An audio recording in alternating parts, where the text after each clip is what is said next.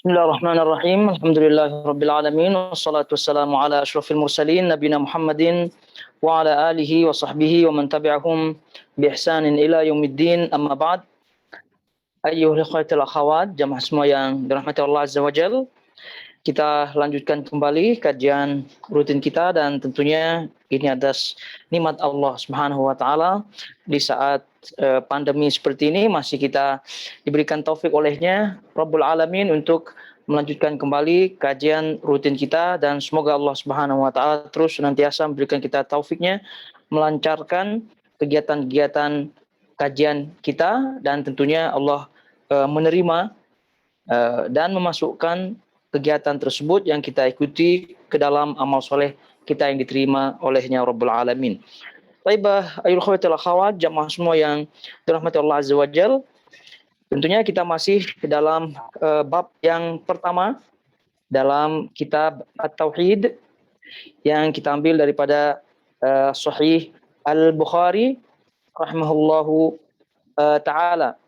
Al-Imam Al-Bukhari rahimahullahu ta'ala, yang kita ambil penjelasan beliau dari bab-bab yang beliau tulis, dari hadis-hadis yang beliau riwayatkan yang tentunya sahih, diterima oleh para ulama, dan ini kita baca tentunya agar menjadi rujukan kita dan menjadikan kita semakin yakin akan kebenaran akidah Ahlus Sunnah wal Jamaah, dan kita tidak goyah dengan klaim atau ajaran-ajaran firqah atau kelompok-kelompok yang lain yang menyatakan diri mereka Ahlus Sunnah wal Jamaah.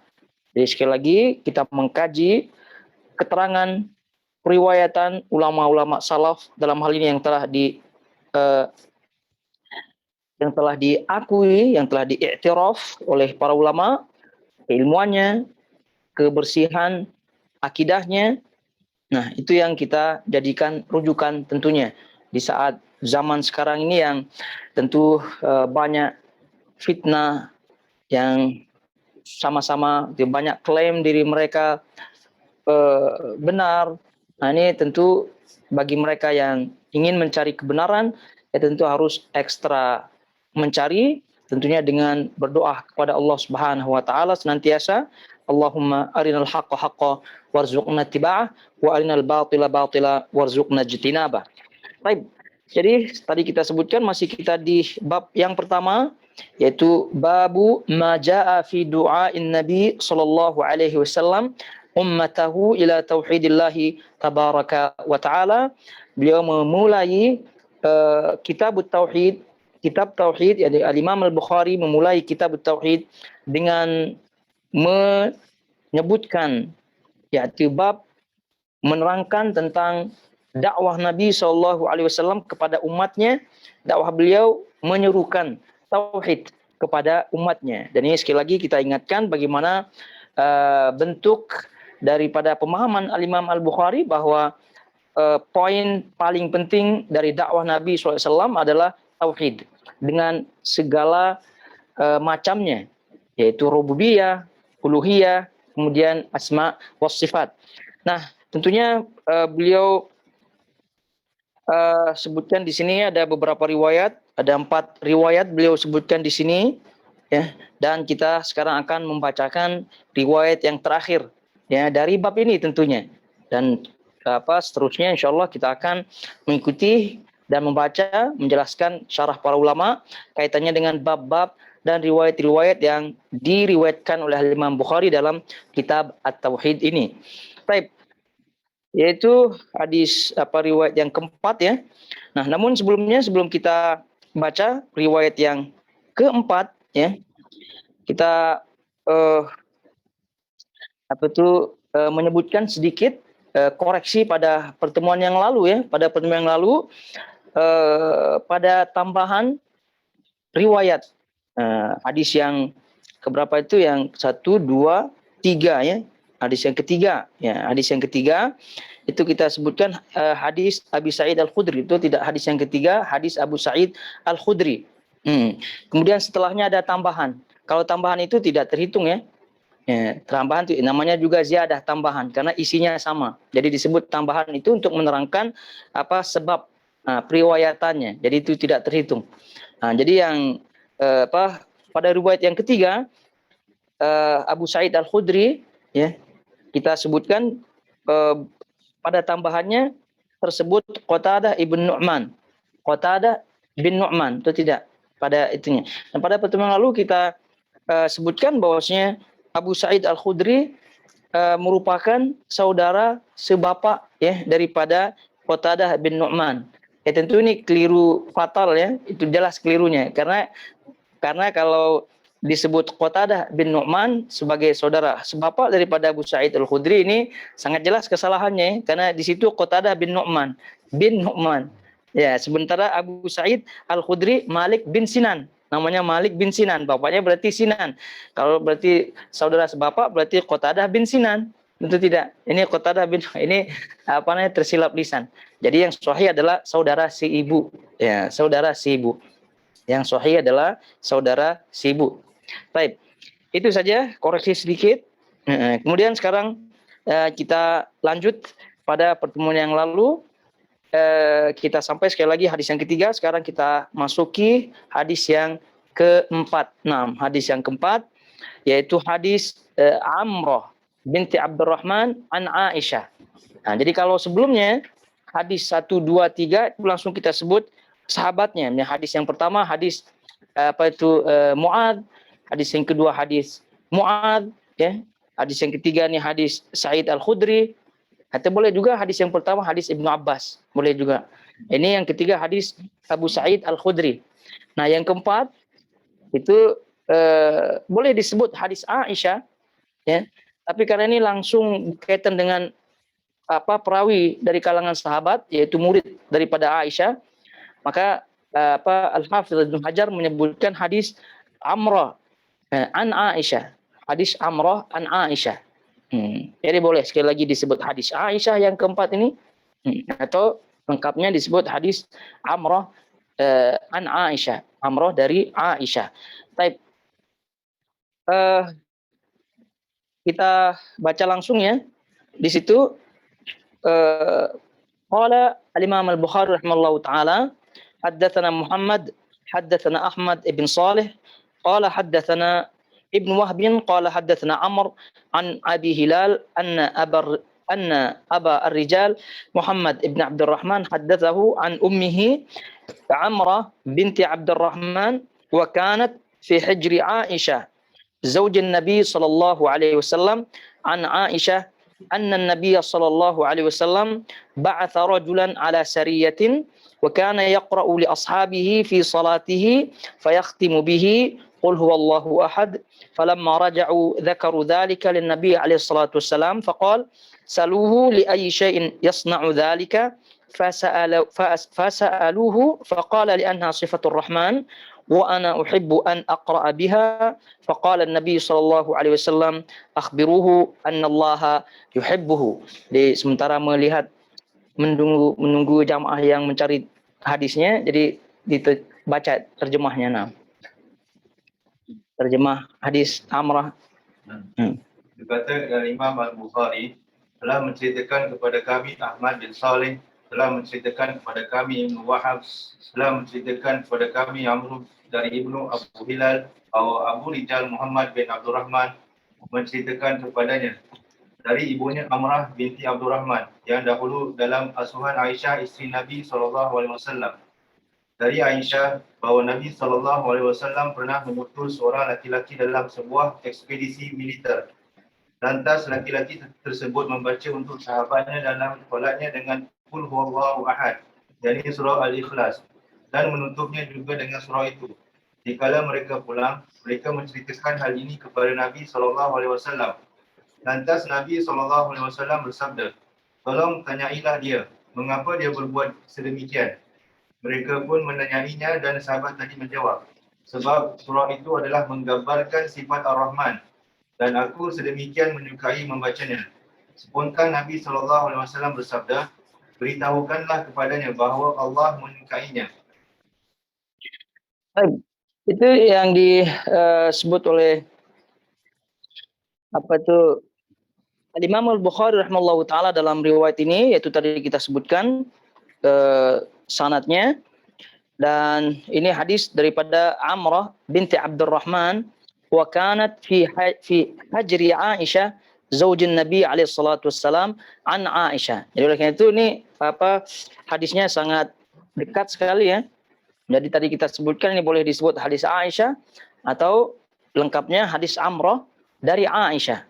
Karena ini Amrah tabi'iyah, seorang tabi'in di murid-murid di kalangan murid Aisyah radhiyallahu taala anha. Baik. Jadi kalau kita melihat Amrah ini yang sebagaimana disebutkan oleh para ulama dalam nasabnya, namanya sudah disebut di situ, Amrah binti Abdurrahman bin Sa'ad. Amrah binti Abdurrahman bin Sa'ad bin Zurarah. Al-Ansariyah. Jadi disebut Al-Ansariyah. Beliau tentunya rawi thiqah, murid daripada Aisyah radhiyallahu taala anha. Beliau seorang yang alim, ya, faqihah, ahli fikih, yaitu berwawasan luas sebagaimana gurunya, yaitu Aisyah radhiyallahu taala anha. Beliau meninggal tahun 106 Hijriah. Nah, ini kalau kita melihat ke belakang di situ, beliau meriwayatkan hadis ini dari Aisyah, kemudian diturunkan kepada anaknya Muhammad bin Abdurrahman, haddatsahu an ummihi, yaitu menurunkan kepada anaknya. Baik, itu lagi-lagi kita ingatkan bahwa sebagaimana hadis sebelumnya Abu Sa'id Al-Khudri menurunkan riwayatnya kepada anak-anaknya. Namun yang spesial di sini adalah kalau biasanya para ulama itu di kalangan laki-laki. Nah, ini dari kalangan wanita. Jadi oleh karena itu kaum wanita tentu tidak boleh pesimis ya. Tidak boleh pesimis dan tentunya harus tetap semangat dalam menuntut ilmu. Ya, ini buktinya Amrah binti Abdurrahman, murid daripada Aisyah radhiyallahu taala, faqihah, alimah, seorang alim, seorang yang faqih, memiliki pengetahuan yang mendalam. Jadi Amrah binti Abdurrahman. Kemudian beliau menurunkan ilmunya, riwayat-riwayatnya kepada anak-anaknya. Sehingga anak-anaknya ya tentu menjadi seorang yang alim juga. Baik, kemudian Aisyah radhiyallahu taala anha. Jadi kalau Aisyah, berbicara Aisyah radhiyallahu taala anha, ini tentu sangat-sangat luas sekali. Jadi para ulama menyebutkannya adalah beliau adalah wanita yang paling alim di muka bumi. Paling alim di muka bumi. Paling luas ilmunya. Nah, kenapa demikian ya? Karena tidak heran beliau sangat-sangat dekat dengan Rasulullah Shallallahu Alaihi Wasallam, dan juga beliau alim terhadap ilmu nasab, ansabul Arab, nasab Arab. Nah, ini kalau dia disebut ini dari Quraisy, beliau tahu ini siapa bapaknya, siapa atuknya, terus selanjutnya. Kenapa demikian? Karena beliau anak daripada As-Siddiq Abu Bakar. Karena Abu Bakar ini terkenal dengan ilmunya. Sebelum Islam beliau terkenal dengan ahli nasab. Sehingga tidak heran Aisyah radhiyallahu ta'ala anha mengambil ilmu tersebut dari ayahnya. Nah, jadi beliau Aisyah radhiyallahu ta'ala anha bintu As-Siddiq. Jadi anak daripada As-Siddiq. Nah, gelaran daripada Abu Bakar radhiyallahu ta'ala anhu, yaitu Abdullah bin Utsman. Abu Bakar, ya tentu Abu Bakar ini adalah kunyah, nama aslinya adalah Abdullah bin Utsman. Ibunya adalah Ummu Ruman, ibu daripada Aisyah radhiyallahu taala anha adalah Ummu Ruman bintu Uwaimir al-Kinaniyah. Karena tentu Abu Bakar ini memiliki beberapa istri. Nah, ini beliau ibunya adalah Ummu Ruman bintu Uwaimir al-Kinaniyah. Nah, taib. Beliau tentu banyak ya manaqib, fadail, keutamaan beliau radhiyallahu taala anhum atau anhuma, ayahnya beliau. Semoga Allah Subhanahu wa taala meridai mereka semua. Jadi beliau radhiyallahu taala anha lahir ya setelah Nabi SAW diutus menjadi Nabi SAW, yaitu 4 tahun setelah Nabi SAW diutus. Jadi setelah diutus menjadi Nabi, maka di situ Aisyah radhiyallahu ta'ala lahir ya, 4 tahun setelah Nabi SAW diutus. Kemudian Nabi SAW menikahi beliau radhiyallahu ta'ala anha, yaitu sebagaimana kita ketahui bersama dalam biografinya, pada umur 6 tahun akad nikahnya. Kemudian hidup bersama pada tahun 9 Hijri, pada tahun beliau umur umur 9 tahun. Nah, umur 9 tahun. Dan juga perlu diketahui bahwa Aisyah radhiyallahu ta'ala adalah wanita pertama ya yang dinikahi oleh Rasulullah SAW setelah Khadijah. Nah, ini maksudnya apa? Wanita pertama yang Nabi SAW akad dengannya. Ya, jadi jangan keliru paham, karena disebutkan bahwasanya istri Nabi SAW setelah Khadijah adalah Saudah binti Zam'ah. Saudah binti Zam'ah. Tapi Saudah binti Zam'ah adalah wanita pertama yang bersama beliau setelah Khadijah. Tapi yang akad, Aisyah dulu akad. Aisyah dulu diakad, tapi kan pending.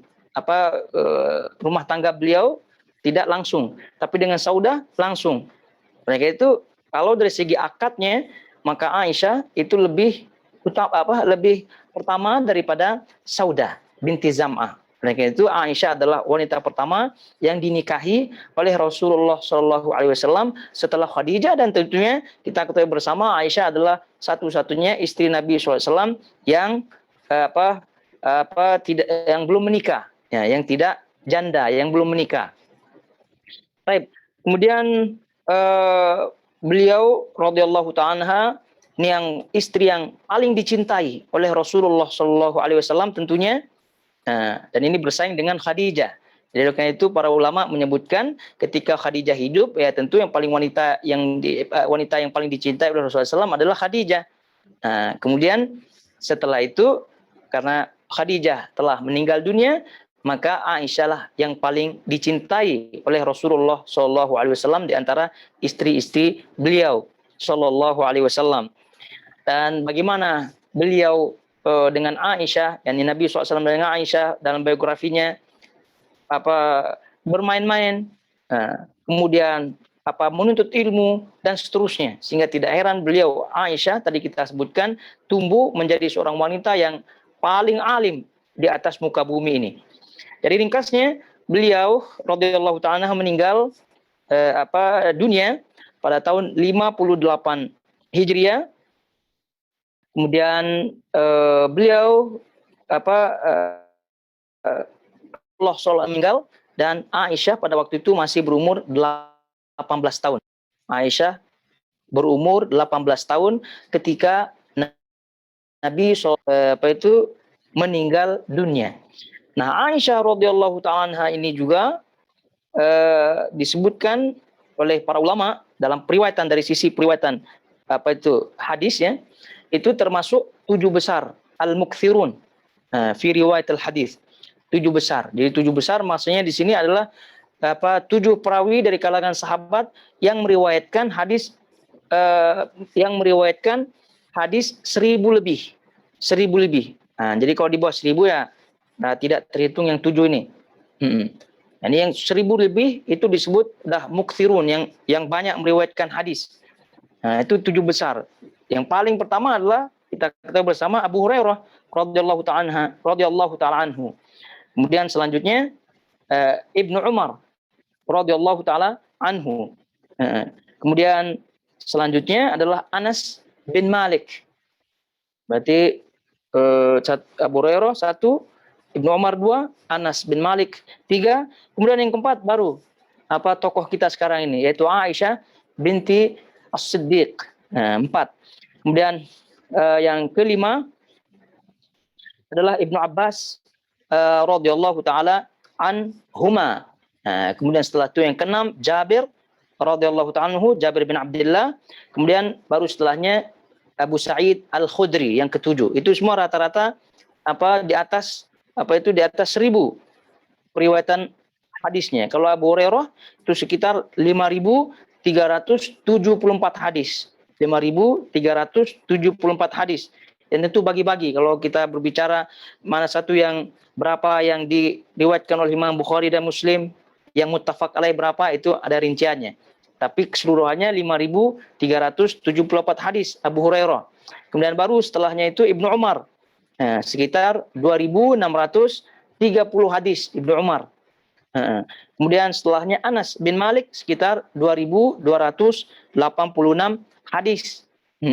Baru setelah Anas bin Malik urutan keempat yaitu Ummul Mukminin, ibunda kita semua, yaitu Aisyah radhiyallahu taala anha, itu berjumlah sekitar 2.210 hadis. 2.210, ini banyak sekali. 2.210 hadis. Baru tadi kita sebutkan Ibnu Abbas. Ibnu Abbas dah kita sebutkan melalui hadisnya. Ibnu Abbas itu sekitar 1.696 hadis. 1.696 hadis. Kemudian setelahnya Jabir bin Abdullah. Jabir bin Abdullah itu urutan ke-6, 1.540 hadis. 1.540 hadis. Baru yang ketujuh adalah Abu Sa'id Al-Khudri radhiyallahu ta'ala anhu, sekitar 1.170 hadis. Ini yang urutan 7 besar. Disebut para ulama 7 besar. Baru setelahnya di bawah 100. Di bawah 1.000. Baik. Jadi poinnya adalah beliau ini urutan yang keempat ya. Ini sudah luar biasa, urutan keempat. Dan tidak heran sering kita mendengar hadis-hadisnya. An Aisyah, an Aisyah, an Aisyah. Apalagi Abu Hurairah, tidak heran. 5.000-an hadis yang beliau riwayatkan. Baik, ini dia Aisyah radhiyallahu ta'ala anha, dan inilah salah satu periwayatannya. Inilah salah satu riwayat hadisnya. Dari sekian tadi kita sebutkan 2.000 lebih hadis ya yang beliau riwayatkan, 2.210 hadis, ini salah satunya. Tapi poinnya adalah beliau adalah seorang sahabiyah yang banyak meriwayatkan hadis Nabi Shallallahu Alaihi Wasallam. Kemudian di sini kan ummihi Amrah binti Abdurrahman wa kanat fi hijri Aisyah. Jadi rupa-rupanya ini Amrah binti Abdurrahman itu sangat dekat dengan Aisyah radhiyallahu taala anha. Ya, walaupun tidak bertalian saudara dan seterusnya, tapi ini juga termasuk sifat daripada Aisyah Ummul Mukminin, yaitu penyayang. Banyak diantara sahabat-sahabat tabi'in ya yang diasuh oleh beliau radhiyallahu ta'ala. Ya, kenapa? Karena beliau adalah Ummul Mukminin tentunya. Semua orang respect kepadanya, dan beliau juga tadi kita sebutkan memiliki sifat kasih sayang yang luar biasa. Jadi fadail wa manaqib, keutamaan daripada Ummuna Aisyah radhiyallahu ta'ala sangat-sangat besar sekali. Dalam Al-Qur'an ketika beliau fitnah hadis al-ifk, itu difitnah. Ini sampai Allah Subhanahu wa taala turunkan satu ayat yang menerangkan kesucian beliau. Ini adalah salah satu di antara keutamaan yang luar biasa. Dan banyak lagi keutamaan beliau radhiyallahu ta'ala, dan juga radhiyallahu an abihi, kepada ayahnya Abu Bakar As-Siddiq radhiyallahu ta'ala anhu. Baik, jadi wa kanat fi hijri Aisyah, bosnya Amrah ini pernah diasuh, tentunya berguru kepada Aisyah radhiyallahu ta'ala. Dan lagi-lagi kita ingatkan periwayatan dari Amrah binti Abdurrahman an Aisyah ini sebagai motivasi kaum wanita ya untuk menuntut ilmu. Bagaimana beliau ini wanita tidak kalah dengan laki-laki ya dalam bab agama. Tapi kalau dalam bab dunia ya sudah kita lihat ya bagaimana wanita itu tidak mau kalah dari segi karirnya. Tapi kalau dalam bab agama ya mereka tidak pandang. Padahal kalau kita lihat ini luar biasa. Perawi-perawi dari kalangan sahabat, dari kalangan tabi'in, tabi'in. Ini luar biasa. Baik. zaujin Nabi alaihi salatu wassalam wa kanat fi hijri Aisyah zaujin Nabi sallallahu alaihi wasallam, yaitu istri Nabi sallallahu alaihi wasallam. Disebut zauj, tidak zaujah, karena ini boleh dua-duanya. Boleh disebut zauj, boleh disebut zaujah. Jadi kalau Aisyah zaujin Nabi, kenapa tidak zaujatun Nabi? Itu boleh dua-duanya. Boleh dua-duanya. Kemudian an Aisyah anna Nabi sallallahu alaihi wasallam, bahwasanya Aisyah dari Aisyah sesungguhnya Nabi SAW ba'atha rajulan ala sariyatin. Nabi SAW mengutus, melepas ya, sariyah. Ini sariyah ini boleh disebut batalion, begitu sariyah. Sariyah. Jadi disebut sariyah itu pasukannya berkisar antara 90 sampai sekitar 100-an, 90 sampai 160-an lah, begitu pasukannya, di situ disebut syariah. Ya, ini maksudnya pasukan kecil. Jadi pasukan kecil. Jadi sebetulnya sir. Dari kata-kata sir, rahasia. Jadi utus di situ, dan pasukan kecil ini tadi kita sebutkan ya, ada yang menyebutkan jumlahnya sekitar dari 60 ya, dari 60 pasukan sampai 100, sekitar 190 pasukan. Ya, kurang lebih seperti itu. Nah, ini maknanya bukan kecil yang dilepas, yang diutus oleh Nabi sallallahu alaihi wasallam. Wa kana yaqra'u li ashabihi fi salatihi fayakhtimu biqul huwallahu ahad. Nah, jadi bahwa Nabi Shallallahu Alaihi Wasallam dalam riwayat ini mengutus seseorang di dalam pasukan khusus lah ya, pasukan khusus ini. Dan orang ini ya mengimami ya, wa kana yaqra li ashabi fi salatihi fayakhtim biqul huwallahu ahad. Jadi orang ini yang diutus oleh Nabi SAW ikut dalam batalion ini, itu menjadi imam tentunya kepada pasukan-pasukan yang lain, dan selalu menutup ya salatnya, artinya ada selalu membaca qul huwallahu ahad. Nah, selalu membaca qul huwallahu ahad. Nah, ini juga ya pasukan-pasukan di zaman Rasulullah SAW itu panglima-panglima mereka, kepala-kepala komando mereka itu sekaligus sebagai imam tentunya, tidak hanya di dalam peperangan secara langsung, tapi juga mereka menjadi pimpinan di dalam sholat. Nah, pimpinan dalam sholat. Nah, ini orang ini memimpin sholat, menjadi imam, selalu menutup ayat yang terakhir qul huwallahu ahad, artinya sering membaca qul huwallahu ahad. Falamma raja'u dzakaru dzalika lin Nabi sallallahu alaihi wasallam. Jadi setelah mereka kembali ke Madinah, mereka sebutkan hal ini kepada Nabi sallallahu alaihi wasallam. Ya, menyebutkan hal ini kepada Nabi SAW, bertanya, ya sama kasusnya dengan hadis Abu Sa'id Al-Khudri. Ya, jadi para sahabat bertanya kepada Nabi SAW. Dan ini tentunya menjadi faedah bagi kita, bahwa orang yang tidak mengetahui kalau ada iskal, muskilah, ada permasalahan ilmu agama, ya tentu harus ditanyakan. Nah, ini menunjukkan bagaimana sahabat-sahabat Nabi SAW haus ilmu. Ya, bagaimana sahabat-sahabat Nabi SAW selalu bertanya. Dan ini adalah hikmah tentunya dari Allah Subhanahu Wa Taala yang mengutus Nabi SAW kepada jenis-jenis orang semacam ini, yang selalu haus ilmu. Nah, jadi oleh karena itu tidak heran al-yauma akmaltu lakum dinakum wa atmamtu alaikum ni'mati, itu menunjukkan bahwa agama itu telah sempurna. Ya, hari ini telah aku sempurnakan bagi kalian agama kalian, ini maknanya telah sempurna. Sebetulnya tidak heran Imam Malik rahimahullahu taala mengatakan, barang siapa yang membuat suatu hal yang baru dalam agama, ini seolah-olah telah mengatakan Nabi SAW khianat. Ada yang beliau SAW sembunyikan. Nah, jadi ini hadis Aisyah, hadis yang keempat ini. Sebelumnya hadis Abu Sa'id Al-Khudri. Ini menunjukkan bagaimana sahabat selalu bertanya kepada Nabi SAW kalau ada hal yang bermasalah, selalu bertanya. Sebab itulah ini agama sudah sempurna. Ini poin yang kita ingin sampaikan adalah sempurna.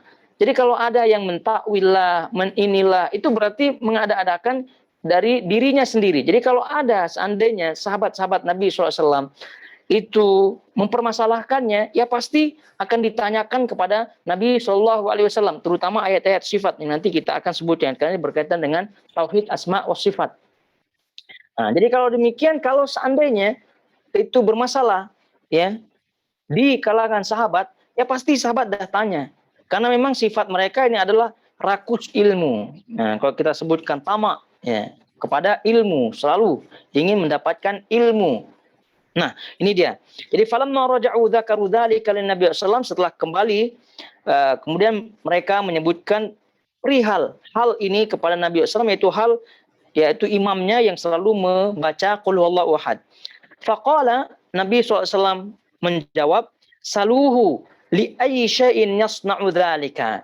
Nah, coba kalian tanya, kata Nabi SAW, kenapa dia membacanya? Kenapa dia melakukannya? Kenapa dia selalu membaca qul huwallah? Itu maksudnya. Kenapa? Fa sa'aluhu faqala li annaha sifatur rahman. Wa ana uhibbu an aqra'a biha faqala Nabi sallallahu alaihi wasallam akhbiruhu anna Allah yuhibbu. Jadi para sahabat pun mendengar jawaban Nabi SAW dan mendengar perintah Nabi SAW untuk bertanya apa motivasinya sehingga orang itu selalu membaca qul huwallahu ahad. Ternyata orang yang menjawab setelah ditanya ini menjawab annaha sifatur rahman, karena dia adalah qul huwallahu ahad ini mengandung sifatur rahman. Sifat Ar-Rahman yaitu Allah Subhanahu wa taala, dan aku suka untuk membacanya. Nah, ini ringkas padat jawaban orang ini. Ya, yaitu orang yang dikomplain ya. Nah, kalau kita sebut orang yang kena komplain oleh kalangan sahabat. Nah, tapi dia menjawab dengan jawaban seperti ini karena pertama qul huwallahu ahad ini mencakup sifatur Rahman, sifat Allah Subhanahu wa taala, dan aku suka untuk membacanya. Nah, orang-orang tersebut yang mendengar jawaban ini pun kembali lagi kepada Nabi SAW. Faqala Nabi SAW setelah mendengar jawaban orang ini, Nabi SAW menjawab, akhbiruhu annallaha yuhibbu. Nah, beritakan kepada dia, kasih tahu dia bahwasanya Allah mencintainya. Nah, berarti ada takrir dari Nabi SAW, ada ketetapan dari Nabi SAW bahwa perbuatan orang ini dan orangnya sekalian dicintai oleh Allah Subhanahu wa taala. Maknanya kita mengambil faedah, boleh kita membaca ayat-ayat yang kita sukai, ya, dan pernah kita sebutkan sebelumnya ayat-ayat yang kita sukai. Nah, seperti ini qul huwallahu ahad. Nah, kita baca terus diulang-ulang, itu boleh.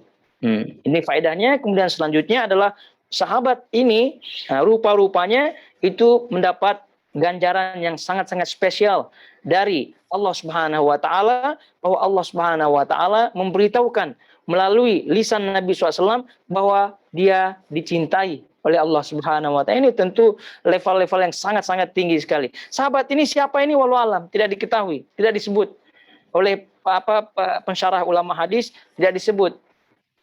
Maknanya sahabat ini ya mungkin tidak terkenal, ya, sahabat yang membaca qul huwallahu ahad mungkin tidak terkenal, ya. Tapi mereka sahabat ini tidak terkenal di muka bumi, tapi dikenal di langit di situ karena Allah Subhanahu wa taala telah mencintainya. Ini sangat-sangat luar biasa, dan semoga Allah Subhanahu wa taala mencintai kita semua. Baik. Jadi sekarang apa yang ingin disampaikan oleh Al-Imam Al-Bukhari rahimahullahu taala di sini, bahwa qul huwallahu ahad sebagaimana yang pernah kita sebutkan pada pertemuan yang lalu, itu adalah merangkum, ya, mencakup makna tauhid kepada Allah Subhanahu wa taala, tauhid yang tiga sekaligus, rububiyah, uluhiyah, dan asma wa sifat. Yang pernah kita sebutkan, Al-Imam Al-Qurtubi rahimahullahu taala menyebutkan qul huwallahu ahad di dalam surah ini menyebutkan dua sifat utama dari Allah Subhanahu wa taala yang mencakup seluruh sifat-sifat yang lain, yaitu Ahad, kemudian As-Samad. Yaitu Ahad, kemudian As-Samad. Ahad maknanya esa, tunggal, tidak ada setelahnya, tidak ada sebelumnya, tunggal. Dan ini adalah sifat yang sempurna, yang luar biasa. Karena kalau ada yang menyertainya, berarti tidak sempurna. Nah, maka disebut Ahad. Tidak ada yang menyertainya, tidak ada yang setelah dan sesudahnya, tidak ada. Ahad, tunggal. Kemudian As-Samad, mana yang berdiri sendiri, yang mengurusi seluruh makhluknya, yang makhluk semuanya memerlukan kepada Allah Subhanahu wa taala. Nah, ini tentu sangat-sangat sempurna sekali. Oleh itu Ahad dan Somad ini adalah dua sifat yang mencakup seluruh sifat-sifat Allah Subhanahu wa taala, sehingga qul huwallahu ahad Allahu samad lam yalid wa lam yulad wa lam yakul lahu kufuwan ahad. Ini sebagaimana kita sebutkan pada pertemuan yang lalu adalah ta'dilu sulasa Al-Qur'an. Nah, itu menyamai sepertiga Al-Qur'an. Nah, sekarang kita lihat bahwa di sini sahabat ini dengan jawabannya. Jadi kalau sudah dijawab oleh Rasulullah, ditetapkan jawabannya oleh Rasulullah SAW, berarti kita tetapkan jawaban sahabat ini betul. Nah, ini jangan pula pandai-pandai. Ya, nanti dan itu betapa banyak kita dengar syubhat-syubhat seperti itu. Nah, jadi kenapa melakukan ini? Kenapa ijtihad kononnya melakukan amal-amalan, amaliyah yang tidak pernah lakukan atau tidak pernah dikenal di zaman Nabi SAW. Kenapa? Ya, karena katanya kan ijtihad. Nah, jadi kalau sahabat-sahabat Nabi SAW, ya contohnya seperti ini. Orang yang menyebut atau membaca Qul huwallahu ahad ini, itu berarti ijtihadnya dia. Kan belum tahu dia. Ya, belum tahu itu disukai apa tidak oleh Allah Subhanahu wa taala. Belum tahu apakah Rasulullah SAW menetapkan membolehkannya apa tidak. Kan belum tahu, tapi dia melakukannya saja. Nah, gitu. Tapi dia tetap melakukannya.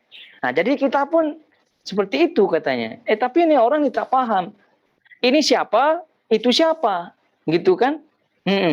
Jadi tiga ini kalangan ya, kalau kita boleh kita sebut ini dalam riwayat ini tiga komponen lah, tiga komponen. Satu pelakunya, yang dua, yang satu adalah pelaku, yang kedua adalah yang komplain, ya. Yang ketiga adalah yang menetapkan. Nah, tiga nih. Ini sekarang nih yang tiga kalau dikiaskan atau sebagai dalil itu cukup apa tidak tiga komponen ini? Dia oke, pelaku saja. Tapi siapa yang komplain, siapa yang menetapkan? Ya kalau komplain mungkin boleh saja ya komplain. Tapi siapa yang menetapkan? Nah, tidak ada yang menetapkan sekarang. Setelah Nabi SAW maka syariat telah ditutup. Nah, ini di zaman at-tasyri', di zaman syariat masih ada, masih boleh dinasakh, boleh mansukh begitu. Boleh dihapus, boleh ditambah, boleh dikurangi karena masih di zaman at-tasyri'. Di zaman pensyariatan. Tapi setelah Nabi SAW meninggal dunia, tidak ada lagi syariat. Jadi oleh karena itu tidak ada lagi yang menetapkannya. Jadi kalau sekarang pandai-pandai ijtihad, pandai-pandai mengatakan ini benar, mengatakan perasaannya ini boleh, itu salah alamat. Lagi-lagi salah alamat. Ya. Nah, ini banyak dijadikan dalil ya. Ini case-case seperti ini. Sahabat mengatakan dia melakukan tanpa sepengetahuan Nabi SAW. Ya, memang pada waktu itu ya. Nah, tapi kan ujung-ujungnya ditakrir, ditetapkan oleh Nabi SAW. Sehingga bukan amalan yang kita lakukan bukan berdasarkan semata-mata, bukan berdasarkan perbuatan sahabat tersebut, tapi kita melaksanakannya, kita mengamalkannya karena itu ketetapan Nabi SAW. Itu karena ketetapan Nabi SAW. Jadi kalau Nabi SAW tidak tetapkan, walaupun dikerjakan oleh sahabat-sahabat, ya tentu kita tidak serta-merta mengamalkannya, ya harus dilihat dalilnya.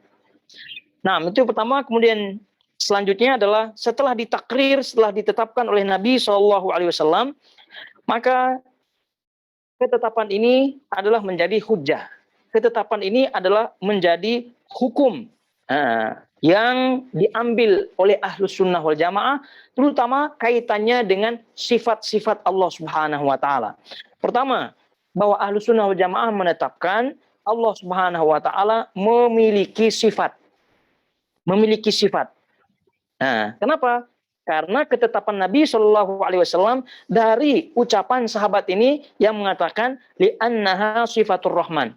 Karena surah tersebut adalah sifat daripada Ar-Rahman, mengandung sifat Ar-Rahman, sifat Allah Subhanahu wa taala. Berarti ditetapkan adanya sifat Allah Subhanahu wa taala, dan ini sebagaimana pernah kita sebutkan berlawanan dengan Jahmiyah. Selanjutnya diikuti oleh Mu'tazilah. Selanjutnya diikuti oleh Ibnu Hazm Al-Zahiri. Dan ini disebutkan oleh para syurah, diantaranya Syekh Ibnu Utsaimin rahimahullah ta'ala dalam syarah Sahih Al-Bukhari, juga dalam syarah Syekh Abdullah Al-Ghunaiman. Beliau menyebutkan, mengisyaratkan bahwa Ibnu Hazm rahimahullah ta'ala Al-Zahiri juga menafikan sifat-sifat Allah Subhanahu wa ta'ala. Jadi dengan adanya riwayat ini, maka dah jelas li'anna sifatur rahman, dah jelas lagi. Kemudian juga kalau kita melihat dalam surah Shafat ayat 180, Allah Subhanahu wa taala berfirman, subhana rabbika rabbil izzati amma yasifun wa salamun alal mursalin walhamdulillahi rabbil alamin. Jadi subhana rabbika, maha suci engkau ya Rabb, maha suci Rabb, rabbil izzah, Rabb yang izzah, yang maha mulia, amma yasifun, dari sifat-sifat yang disebutkan oleh orang-orang kufar terhadap Allah Subhanahu wa taala. Ini mensucikan sifat-sifat Allah Subhanahu wa taala dari sifat-sifat yang disebutkan oleh orang-orang kufar. Karena orang-orang kufar kan menyebutkan sifat Allah itu memiliki anak dan seterusnya.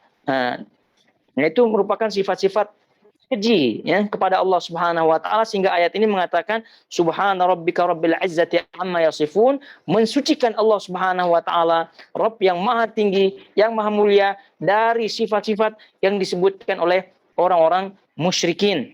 Sehingga mafhumnya adalah kita tetapkan sifat-sifat yang suci bagi Allah Subhanahu wa taala. Ar-Rahman, Ar-Rahim, tadi Ahad, As-Samad, lam yalid walam yulad walam yakul lahu kufuwan ahad, itu adalah bagian daripada sifat-sifat Allah Subhanahu wa taala. Intinya bahwa dengan ucapan sahabat ini dan ketetapan Nabi Shallallahu alaihi wasallam, Ahlus Sunnah wal Jamaah salaf dalam hal ini menetapkan Allah Subhanahu wa taala memiliki sifat. Karena mereka tadi kita sebut Jahmiyah, Mu'tazilah, kemudian Ibnu Hazm, dan juga secara halus Asy'ariyah dan seterusnya, itu mentakwil. Kemudian lagi-lagi alasannya mereka tidak ditetapkan sifat Allah Subhanahu wa taala karena sifat Allah Subhanahu wa taala, karena sifat ya, menurut mereka karena sifat itu terkandung dalam jasad. Karena sifat itu terkandung dalam jasad. Jadi oleh karena itu kalau menetapkan sifat Allah Subhanahu wa taala berarti menetapkan jasad bagi Allah Subhanahu wa taala, dan itu tidak boleh. Sehingga dengan kias seperti ini Ibnu Hazm rahimahullahu taala tergelincir dalam bab ini, yaitu ya menafikan sifat-sifat Allah Subhanahu wa taala. Dengan takwil-takwil seperti tadi. Ya, kita maklumi bersama bahwa Ibnu Hazm rahimahullahu taala dalam bab fikih itu tidak memakai kias ya. Dalam bab fikih beliau rahimahullahu taala tidak memakai kias. Sementara jumhur ulama itu menetapkan adanya kias. Jadi kita tahu dalil fikih itu ada Quran, ada sunnah, ada ijma, ada kias. Nah, kita tahu Ibnu Hazm itu tidak memakai kias. Tapi rupa-rupanya sepertinya beliau memakai ilmu fikih yang amaliyah ya, menggunakan itu kepada ilmu akidah. Ini tentu keliru sebagaimana yang disebut oleh Syekh Utsaimin rahimahullahu taala. Jadi alasannya kita ulangi, beliau tidak menetapkan sifat karena sifat ini itu terkandung dalam jasad. Ya, seperti manusia, manusia itu pengasih, ada penyayang, maksudnya penyayang kepada orang-orang yang disayangi, sifat-sifat yang lain kan dikandung oleh jasad, atau terkandung dalam jasad, sehingga itu yang tidak dibolehkan.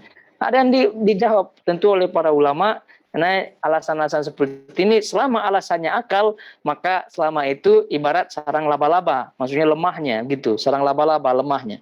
Karena kalau kaidah yang menyebutkan sifat itu mesti terkandung di dalam jasad, nah itu tersilap ya, keliru di dalam bahasa. Dalam bahasa tidak ya, kita bahas ini tidak dalam bahasa Melayu ya, dalam bahasa Nusantara tidak, ini bahasa Arab. Nah, jadi dimisalkan oleh para ulama lailun tawilun. Nah, ini kita tahu. Atau misalnya hada baitun hada lailun tawilun aja, atau al-lailu tawilun. Baik, malam panjang. Malam panjang. Malam panjang, atau kita sebut naharun qasirun. Ada naharun qasirun. Nahar siang pendek. Siang pendek, malam panjang. Seperti kita lihat di musim-musim dingin, nah ini terjadi. Kalau musim panas sebaliknya. Sebaliknya, naharun tawilun. Naharun tawilun. Kemudian kalau malamnya lailun qasirun. Nah, begitu. Nah, poinnya adalah kalau kita i'rab saja, i'rabnya gimana? Tawilun, qasirun, apa i'rabnya? Sifat. Itu tidak na'at. Kita sebut dalam i'rabnya na'at, sifatun. Sifatun li apa begitu, nahrun. Misalnya marfu walamatu rafi sampai akhirnya. Poinnya adalah sifat. Kita sebut sifat. Sifat dari apa? Sifat daripada nahar, siang. Sifat daripada apa? Lail. Dah jelas di situ. Nah, sekarang kita pertanyakan. Ini sifat dah jelas. Yang disifati apa di sini? Nahar, siang. Yang disifati adalah malam. Nah, apakah siang dan malam memiliki jisim, memiliki jasad? Kita pertanyakan kepada mereka. Yang jelas jawaban kita kan tidak ada. Ya pasti kalau mereka masih waras istilahnya, akalnya masih cemerlang, ya tentu pasti dia akan mengatakan tidak ada jasad. Karena siapa yang tahu jasad, jisim, malam, siang, tidak ada. Oleh karena itu boleh disimpulkan kaidah yang mengatakan sifat itu mesti berkonsekuensi terkandung dalam jasad, ini keliru. Jadi oleh karena itu kalau demikian adanya, maka sangat-sangat boleh kalau kita sebutkan Allah itu memiliki sifat. Dan sangat-sangat tidak tepat kalau menyimpulkan apabila kita menetapkan sifat bagi Allah Subhanahu wa taala, itu maknanya kita tetapkan jasad bagi Allah Subhanahu wa taala. Paham gitu ya? Ini masalah akal-akalan saja. Jadi oleh itu selama dia memakai akal, para ulama pun akalnya lebih cerdas lagi, lebih pandai lagi. Baik. Kemudian kalau kita lihat selanjutnya, li'annaha sifatur rahman. Oke, ini penetapan Ahlussunnah Jamaah tentang sifat Allah Subhanahu wa taala. Kemudian wa ana uhibbu an aqra'aha. Ini ucapan sahabat ini ya. Alasannya kenapa membaca terus qul huwallahu ahad. Karena sifatur rahman. Kemudian dari situ kita tetapkan, karena ini ketetapan Nabi, kita tetapkan sifat Allah. Sifat bagi Allah. Kemudian katanya uhibbu an aqra'a biha. Aku suka, cinta, suka untuk membacanya. Berarti di sini ada cinta kepada, ada cinta makhluk kepada sifat-sifat Allah Subhanahu wa taala. Kepada Allah Subhanahu wa taala. Dan ini mereka tidak permasalahkan ya. Ahlussunnah Jamaah, salaf, dan juga mereka tidak permasalahkan. Kenapa? Cinta makhluk kepada Allah ini memang seharusnya seperti itu. Nah, ini kita dan mereka sepakat dalam hal ini. Kemudian Nabi SAW menjawab, ya mendengar jawaban orang ini, Nabi SAW menetapkan akhbiruhu, beritahukan bahwasanya annallah yuhibbuhu, bahwasanya Allah Subhanahu wa taala mencintainya. Ini jadi permasalahan yang pernah kita sebutkan. Kalau tadi ucapan sahabat, aku suka membacanya, mencintainya, begitu, suka, itu menunjukkan adanya cinta dari makhluk ke Allah Subhanahu wa taala yang tidak masalah. Yang jadi masalah ini adalah Nabi SAW mengatakan annallaha yuhibbuhu. Beritahukan kepada dia bahwa Allah mencintainya. Nah, apakah Allah Subhanahu wa taala memiliki sifat cinta, menyukai apa tidak? Kaidah Ahlussunnah Jamaah, karena Allah Subhanahu wa taala di awal tadi kita tetapkan memiliki sifat, maka dengan tegas kita menjawab, ya, Allah Subhanahu wa taala memiliki sifat cinta, sifat kasih, sifat menyukai. Hub. Nah, itu cinta, kasih, menyukai. Nah, lagi-lagi, kalau kita melihat ahlu kalam dari kalangan Jahmiyah, Mu'tazilah, Asy'ariyah, dan juga tadi diikuti oleh Ibnu Hazm, karena dasar fondasi akidahnya mengatakan sifat itu terbungkus di dalam jisim, dalam jasad. Jadi mereka secara halus menafikan menafikan sifat hub, sifat cinta ini. Ya, dan lalu kemudian beralih kepada takwil yang lain. Ini tentu tidak benar seperti ini. Tidak benar. Jadi kita tetapkan dulu ya akidah Ahlussunnah wal Jamaah dalam hal ini, bahwasanya Allah Subhanahu wa taala dicintai dan mencintai. Dicintai maknanya dari kita semua. Kemudian Allah mencintai. Allah mencintai. Betapa banyak ayat-ayat di dalam Al-Quran yang mengatakan Allah mencintai. Nah, kalau dicintai kan tadi tidak masalah kita dengan mereka. Nah, tapi kalau yang mencintai ini yang masalah. Karena bagi mereka hub, ya, sifat hub, sifat cinta, sifat suka, sifat kasih, ini adalah sifat manusiawi, ya, sifat makhluk yang tentunya makhluk itu memiliki jisim. Nah, sehingga mereka nafikan seperti ini, penafian secara halus. Ya, kalau Jahmiyah tentu penafian secara langsung. Banyak tadi kita sebutkan ayat-ayat yang menyatakan Allah Subhanahu wa taala mencintai. Innallaha yuhibbul muttaqin. Sungguhnya Allah Subhanahu wa taala mencintai, menyukai orang-orang yang bertakwa. Taubah ayat 4. Lalu kemudian innallaha yuhibbul muhsinin. Juga demikian Allah Subhanahu wa taala mencintai orang yang muhsin, berbuat baik. Innallaha yuhibbul ladzina yuqatiluna fi sabilih. Sungguhnya Allah Subhanahu wa taala mencintai, menyukai orang-orang yang berperang di jalannya. Ini banyak lagi. Innallaha yuhibbut tawwabin wa yuhibbul mutatahhirin. Allah mencintai, menyukai orang yang bertaubat dan menyukai orang-orang yang suka bersuci, yang bersuci. Ini semua banyak yang disebutkan oleh para ulama. Dan Allah Subhanahu wa taala mencintai, ya. Kalau tadi kita sebutkan sifat, ya, Allah mencintai orang yang bertakwa, orang yang berbuat baik, orang yang berjihad, berperang di jalan Allah, itu adalah bentuknya sifat. Tapi kalau kita melihat nas baik Al-Qur'an maupun sunnah, Allah Subhanahu wa taala mencintai orang, ya. Kemudian Allah juga mencintai tempat, Allah mencintai amal, Allah mencintai sifat. Allah mencintai sifat. Ini menunjukkan bahwasanya 4 macam seperti ini menunjukkan tidak ada alasan lagi untuk menolak bahwasanya Allah Subhanahu wa taala mencintai dan sekaligus menetapkan sifat cinta bagi Allah Subhanahu wa taala. Itu maksudnya. Jadi Allah mencintai orang, menjadi manusia, orang. Nah, seperti dalam hadis ini, jelas hadis ini kan, akhbiruhu annallaha yuhibbuhu. Kabarkan kepadanya, beritahukan kepadanya bahwasanya Allah Subhanahu wa taala mencintainya. Siapanya nih? Orang itu kan, orang sahabat yang membaca qul huwallahu ahad. Berarti Allah mencintai orang, manusia. Kemudian Allah Subhanahu wa taala mencintai amalan. Mencintai amalan dalam bentuk amalan. Allah Subhanahu wa taala menyebutkan, Nabi SAW menyebutkan ketika ditanya, ahabbul a'mali ilallah, kata Nabi SAW, amalan yang paling dicintai oleh Allah Subhanahu wa taala adalah as-salat ala waqtiha. Ini dah jelas Nabi SAW menyebutkan di sini amalan yang paling disukai, yang dicintai oleh Allah Subhanahu wa taala adalah salat tepat pada waktunya. Nah, salat di awal waktu.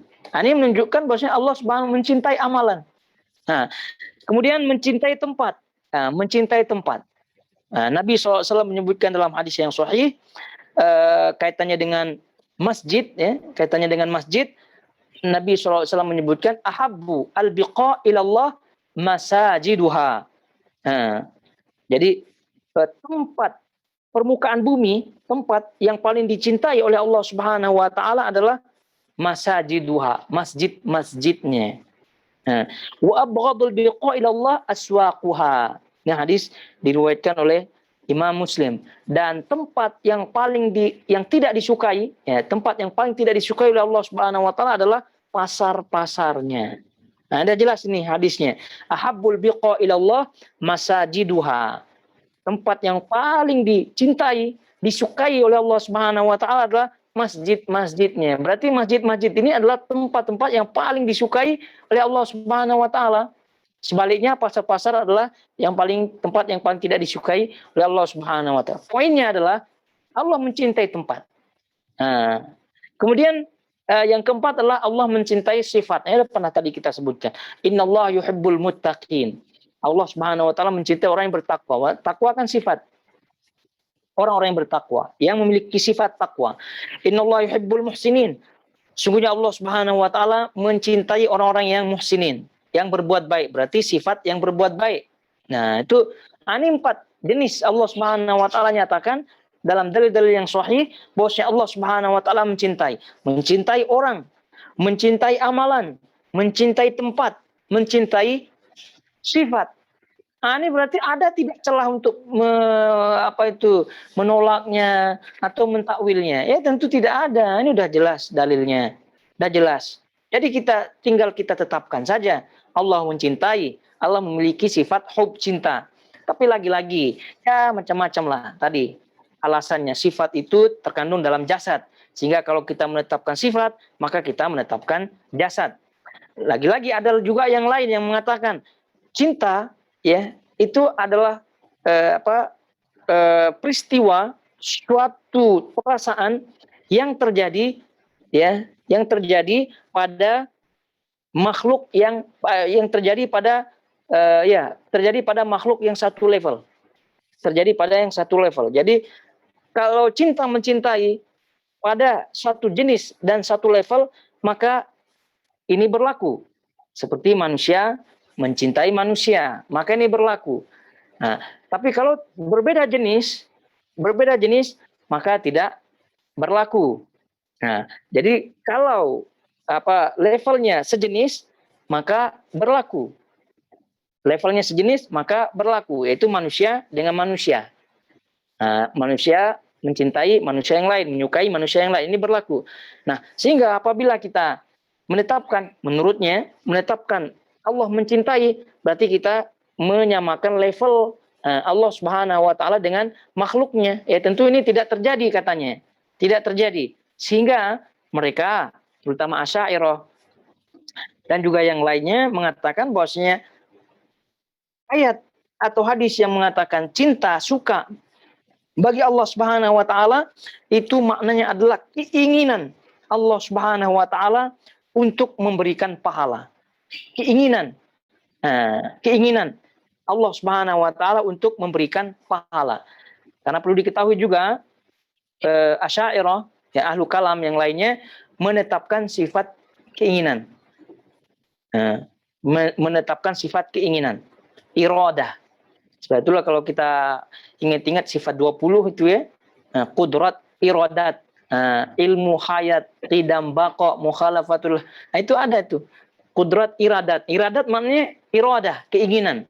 Jadi mereka menetapkan keinginan. Menetapkan keinginan. Oleh karena itu katanya mereka, cinta bagi Allah Subhanahu wa taala adalah keinginan Allah Subhanahu wa taala untuk memberikan ganjaran, balasan, pahala. Nah, bukan cinta secara langsung, tidak, ya, bukan cinta secara langsung, tidak, tapi adalah keinginan Allah Subhanahu wa taala. Ya tentu ini sangat lain, karena sifat cinta dengan sifat keinginan, kehendak bagi Allah, iradah, itu dua sifat yang berbeda. Dua sifat yang tidak sama. Ya, tidak sama. Tidak berkonsekuensi satu sama lainnya, tidak.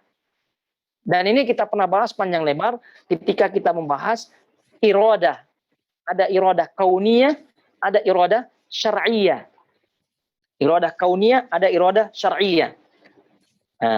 Iradah syar'iyah itu yang dicintai oleh Allah Subhanahu wa taala dan yang diinginkan oleh Allah Subhanahu wa taala. Tapi kalau iradah kauniyah ini belum tentu disukai oleh Allah Subhanahu wa taala. Sehingga ada suatu hal yang Allah kehendaki tapi Allah tidak sukai. Ada suatu hal yang Allah kehendaki tapi Allah tidak sukai. Dan ini bahasanya dalam bab iradah kauniyah. Ya, contoh iblis, maksiat. Allah menghendaki adanya setan, menghendaki adanya maksiat, menghendaki adanya kafir, munafik, semuanya nih. Allah kehendaki, Allah iradah Allah itu. Jadi kun fayakun, itu iradah kauniyah namanya. Kun fayakun, iradah Allah. Tapi apakah iradah yang bentuknya seperti ini berkonsekuensi cinta bagi Allah Subhanahu wa taala? Tentu tidak. Tidak mustahil Allah Subhanahu wa taala mencintai maksiat atau dan semua tidak. Lalu kenapa Allah Subhanahu wa taala menghendaki sesuatu tapi tidak mencintainya? Jawabannya adalah simpel saja, hikmah. Ya, Allah menghendaki hikmah di balik itu. Apa hikmahnya? Ya kamu janganlah ini gitu kan bertanya-tanya dalam-dalam. Gitu. Dan Allah Subhanahu wa taala dah menyebutkan Allah Subhanahu wa taala tidak ditanya tentang perbuatannya. Itu kaidahnya dalam Al-Qur'an. Allah Subhanahu wa taala dah nyatakan itu. Bahwa Allah Subhanahu wa taala tidak ditanya perbuatannya. Jelas kita sebut hikmahnya. Kenapa ada iblis dan ada hikmahnya? Yang kita tahu ya alhamdulillah, kalau tidak tahu ya jangan korek-korek, karena itu adalah perbuatan Allah Subhanahu wa taala yang jelas ada hikmahnya. Iblis tentunya, dengan adanya iblis jelas siapa yang beriman, siapa yang tidak beriman. Jelas mana satu yang imannya kuat, mana satu yang taat, mana satu yang tidak taat. Dah jelas. Itu salah satu di antara hikmah yang kita ketahui. Jadi tidak sama intinya. Hub, cinta, dan iradah tidak sama. Dan tidak sama sekali tidak berkonsekuensi satu sama lainnya. Tidak harus berkonsekuensi maksudnya. Kemudian tadi kalau kita melihat kaedahnya yang mengatakan kaedah Asy'ariyah dan juga yang lain ahli kalam yang lainnya, bahwa cinta itu tidak terjadi kecuali pada yang satu level saja, satu jenis saja. Jadi manusia dengan manusia begitu. Jadi kalau lain jenis maka tidak berlaku. Tidak berlaku. Jadi kalau menyatakan Allah Subhanahu wa taala mencintai, memaksakan, itu yang berkeyakinan Allah mencintai berarti telah menyamakan satu level Allah Subhanahu wa taala dengan manusia. Ini keliru. Dari segi fakta bahasa juga keliru tentunya. Nabi SAW ketika beliau bersama Abu Bakar, Umar, Utsman di bukit atau Gunung Uhud. Gunung Uhud. Ini menunjukkan bahwasanya cinta itu tidak hanya berlaku pada yang satu jenis saja. Cinta itu tidak hanya berlaku yang pada satu level saja. Tapi boleh berlawanan jenis. Manusia dengan dengan gunung. Contohnya ini. Uhudun, Jabalun. Uhudun, Jabalun. Nuhibbuhu yuhibbuna wa nuhibbuhu. Ini kata Nabi SAW. Ketika beliau bersama Abu Bakar tadi kita sebutkan, Umar, Utsman datang kepada Uhud, kemudian Uhud bergegar gitu. Jadi Nabi SAW memerintahkan untuk diam Uhud. Lalu Nabi SAW menyebutkan Uhudun, Jabalun, yuhibbuna wa nuhibbuhu. Uhud adalah gunung yang mencintai kita, mencintai kami, dan juga mencintai Uhudun, ya, gunung yang dia mencintai kita dan kita mencintainya. Gitu maksudnya. Jadi Uhudun adalah jabal, gunung yang yuhibbuna, yang mencintai kita. Gunung yang mencintai kita. Dan kita pun mencintai dia. Nah, ini menunjukkan bahwasanya gunung dengan manusia, ini lain jenisnya. Nih. Gunung dengan manusia, lain jenisnya. Menunjukkan bahwasanya kaidah yang mereka sebutkan tadi, itu tidak berlaku. Karena katanya cinta mencintai ini, itu berlaku pada yang sejenis saja. Nah, jadi tidak berlaku pada yang berlawanan jenis. Ini buktinya nih Uhud. Ya. Dan juga jangankan ini kita sebutnya karena hadis sahih yang juga dalam fakta kehidupan kita. Macam nih bonsai begitu ya, kita suka dia. Nah, ini kan lain jenis kita, ya lain jenis kita. Handphone lah, itu kan benda mati, tapi kita cinta. Nah, dan seterusnya. Nah, ini berlaku. Nah, ini kaidah-kaidah seperti lagi-lagi. Ini kaidah akal-akalan semata. Jadi selama dia berakal-akal ya juga jawabannya pun masih lagi cemerlang ya, masih lagi bagus daripada akal-akalan mereka. Baik, ini dia ikhwatul akhwat semuanya, jamaah semua yang dirahmati Allah Azza wa Jalla, poin daripada hadis yang terakhir dari bab ini. Jadi bab ini sekali lagi mengatakan bahwa Nabi SAW berdakwah kepada tauhid, mengajak umatnya untuk bertauhid kepada Allah Subhanahu wa taala, tauhid rububiyah, tauhid uluhiyah, tauhid asma was sifat. Tauhid asma sifat, sehingga sekali lagi itu harus betul-betul menancap dalam hati, dalam lisan, dan juga dalam amalan kita semua. Selanjutnya bab-bab yang lain dari kitab tauhid insyaallah kita akan lanjutkan pada pertemuan berikutnya biidznillah taala. Kalau ada pertanyaan?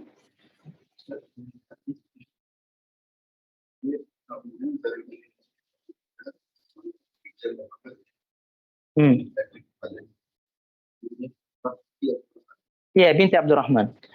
Amrah binti Abdurrahman.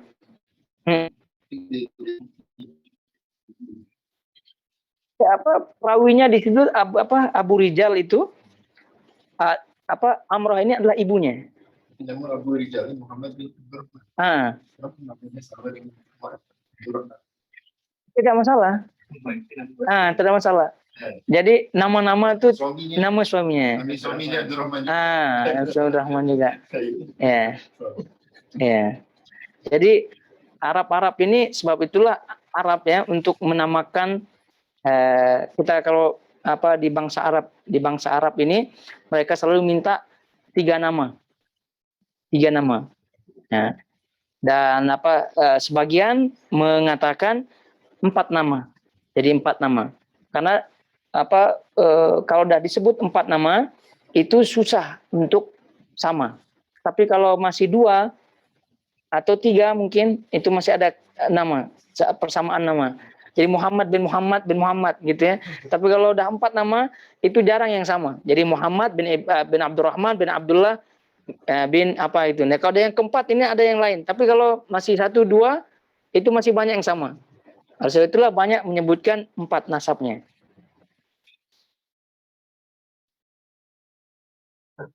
Hadis 2 nih.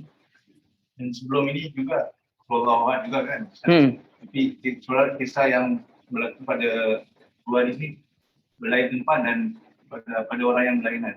Ya. Yang dalam hadis yang kita bahas ni, soal yang sahabat ini dia mungkin tak mendengar ya Nabi sebelum sudah mengatakan yang Allah itu menyamai tiga Al-Quran, seperti 3 Al-Quran. Jadi sebab alasan yang dibeli di sini dia berkata dia menyukai dan menyukainya. Kan? Mereka ini melihat dari fikir Imam Bukhari itu sendiri. Jadi yang pertama dia sebutkan hukum suruh membaca surah Al-Quran itu sendiri. Yang kedua kita terkait dengan sahabat membacanya. Baik, kalau disebutkan apakah sahabat ini tidak mengetahui hadis sebelumnya, ya kita sebutkan beliau tidak mengetahui karena memang Nabi SAW meminta sahabat-sahabat itu untuk bertanya kepadanya. Kemudian selanjutnya ini berkaitan dengan ilmu yang sangat-sangat sulit sekali kaitannya dengan urutan sejarah hadis. Ya, mana satu yang lebih dahulu kisahnya lebih dahulu, mana satu yang belakangan. Ya, yang belakangan. Itu sangat susah sekali dan itu kaitannya dengan nasikh mansukh biasanya. Tapi kalau di sini ya tidak ada yang dinasakh, dihapus, tidak ada kaitannya. Jadi wallahu alam, tentu Imam Al-Bukhari rahimahullahu taala, apakah maksud beliau mengakhirkan, mengedepankan satu hadis dengan hadis yang lain dalam satu bab ini, apakah ada tujuan tertentunya? Wallahu taala alam. Tapi yang jelas beliau ingin sampaikan dalam bab ini bahwa surah Qul Huwallahu Ahad ini menekankan kepada tauhid Allah Subhanahu wa taala, juga terutama tauhid asma wa sifat. Jadi wallahu taala. Diutus memang pastilah sahabat. Pasti. Pasti. Sebab itulah kita sebutkan definisi daripada sahabat yang menjumpai, bertemu dengan Nabi SAW, man laqiyan Nabi SAW wa amana bihi, dan beriman dengannya, kemudian wa mata ala dzalik, dan mati dalam keimanannya. Jadi sudah pasti itu sahabat-sahabat Nabi SAW. Sehingga rojulan, disebut rojulan majhul, tidak disebut namanya. Dah pernah kita sebutkan apakah ini berpengaruh pada kesahihan riwayat? Tidak berpengaruh, karena majhulnya sahabat itu tidak masalah. Karena sahabat semuanya udul, semuanya adil. Sudah pas checkpoint semuanya.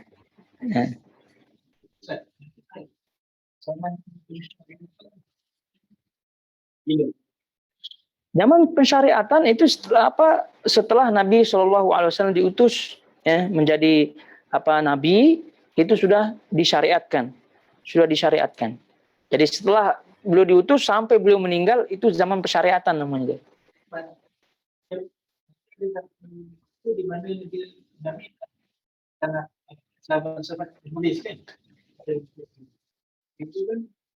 Itu kaitannya dengan sejarah penulisan hadis. Karena Nabi SAW itu tidak mau tercampur-campur antara Al-Quran dengan hadis. Tapi itu tidak ada kaitan dengan pensyariatan. Jadi pensyariatan maksudnya adalah definisi daripada hadis itu sendiri. Ucapan, perbuatan, ketetapan. Nabi SAW itu adalah syariat. Ucapan, perbuatan, ketetapan. Ini adalah syariat. Ini yang dimaksud dengan pensyariatan. Jadi pensyariatan ini adalah segala bentuk gerak-gerakan Nabi SAW. Nah, sehingga ini juga hikmah dari banyaknya istri Nabi SAW. Banyaknya istri Nabi SAW itu salah satu hikmahnya. Karena apa? Karena syariat Allah Subhanahu wa taala dalam rumah tangga. Ini kalau tidak ada istri-istrinya, mana kita tahu bagaimana cara mandi Rasulullah SAW, mandi junub, bagaimana Rasulullah SAW caranya bergaul dengan istrinya, bagaimana Rasulullah SAW caranya, itu semua syariat kaitannya. Nah, ini salah satunya. Jadi selama Rasulullah SAW masih hidup, gerakan seluruhnya itu adalah syariat. Ya, cuma mana satu yang jibili, mana yang satu yang berbentuk ibadah, nah itu yang dijelaskan oleh para ulama. Nah, jadi setelah Nabi SAW meninggal dunia, tidak ada lagi syariat. Sebetulnya kalau ada yang klaim diri mereka mendapat syariat melalui mimpi bertemu Rasulullah SAW, tentu ini klaimnya batil.